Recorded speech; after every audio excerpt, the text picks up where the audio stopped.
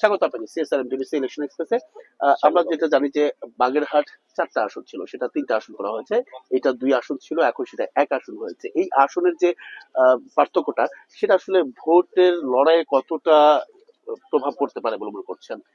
না, ভোটের ব্যাপারে কোনো ধরনের ইম্প্যাক্ট পড়বে না, কারণ আমরা বিশ্বাস করি 4টে থেকে 3টে কনভার্ট হলেও আমাদের ভৌগোলিক কারণবশত আমার কিছু সমস্যা হবে আমাদের উন্নয়নের ধারা অব্যাহত রাখা। ইট ইজ কোয়াইট চ্যালেঞ্জ আমাদের জন্য, কিন্তু আমাদের ভোটের দিকটা আমাদের কোনো ইম্প্যাক্ট পড়বে না। নিজেকে কেন যোগ্য মনে করছেন? আরো তো অনেকেই থাকবেন, বিএনপি বড় দল, তারপরও কেন নিজেকে যোগ্য মনে হচ্ছে?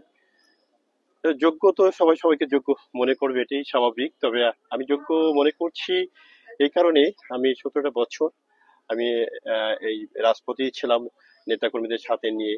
এই ফ্যাসিবাদ আন্দোলনের সময় আমি যুদ্ধ করেছি তার বিরুদ্ধে। যখন ফোন ধরতে রিসিভ করতে ভয় পেত, ফোন বন্ধ থাকতো, ঠিক সেই মুহূর্তে এই বাগেরহাটে এসে, এখানে আমার সব রাজনৈতিক সহযোদ্ধারা আছেই, এখানে এসে আমি আমার নেতৃত্ব দিয়েছি। আমি তাকে সবাইকে সংঘবদ্ধ নিয়ে আন্দোলন করেছি, ফ্যাসিবাদ আন্দোলন সরকারের বিরুদ্ধে। যত মামলা হামলা আমার বাগেরহাট, মোল্লাহাট, ফকির, চিতলমারি যখন আমরা ছিলাম, ম্যাক্সিমামই আমি সহযোগিতা করেছি, পাশে থেকেছি। অনেক সময় আমি আমি হুন্ডা চালাতে পারি না, আমার সাথে সাবঅর্ডিনেট লোক নিয়ে আমি বাড়িতে বাড়িতে গেছি অন্ধকারে, সেই বাড়িতে সাহায্য সহযোগিতা করেছি, নিজের হাতে গেছি।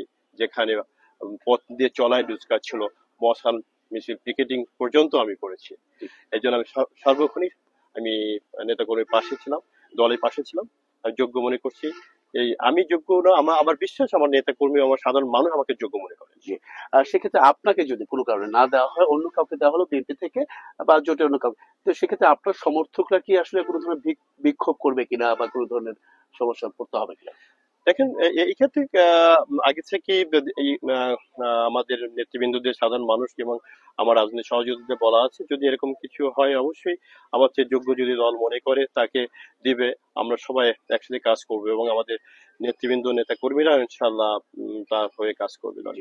কি ধরনের প্রতিশ্রুতি দিতে চান সাধারণ মানুষের উদ্দেশ্যে বা ভোটের জন্য? আমি প্রথমত বলতে চাই, আমাদের যে বাগেরহাটের পুরোতে জলাবদ্ধতা আছে, একটু পানি বৃষ্টি হলেই জলাবদ্ধতা হয়ে যায়, মানুষ চলাচল অনুপযোগী হয়ে যায়। রাস্তাঘাটের খুবই খারাপ অবস্থা, বিশুদ্ধ পানির খুব অভাব। আবার এই বাগেরহাট সদরের কথা যদি বলি, বিভিন্ন যে খালগুলো পুনঃখনন করা দরকার, কারণ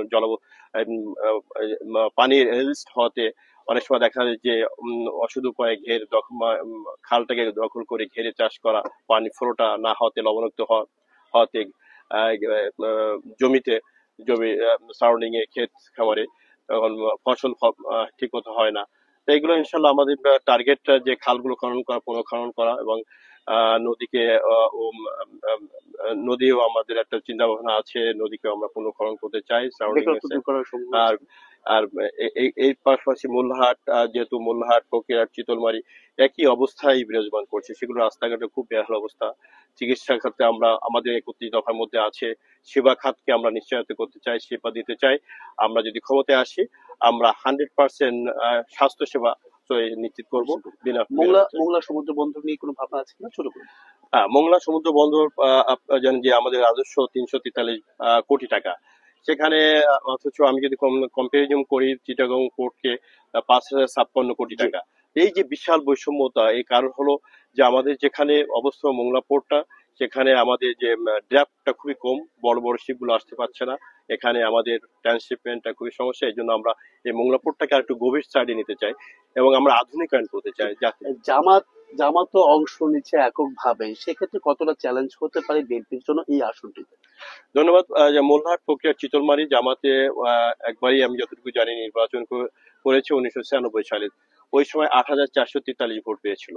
সেখানে সেই সিট থেকেই মোল্লাহাট, চিতলমারি এবং বাগেরহাট সদর। তো বাগেরহাট সদরে যখন 91 এবং 96 নির্বাচন করেছে, আমরা দেখতে পাই সেখানে ওরা বিএনপি যা ভোট পেয়েছে তা অলমোস্ট 50% ভোট পেয়েছে তারা। তো যেহেতু মোল্লার চিতলমারি এবং এখানে আমাদের ভোটের যে ব্যবধান হবে বিশাল ব্যবধানে আশা করি আম, জনগণ আমাদের ভোট দিয়ে বিপুল ভাবে বিজয়ী দেবে।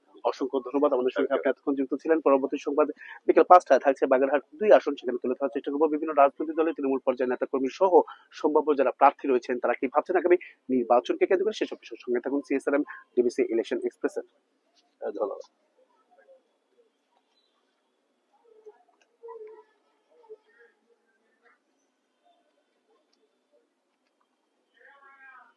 ওকে।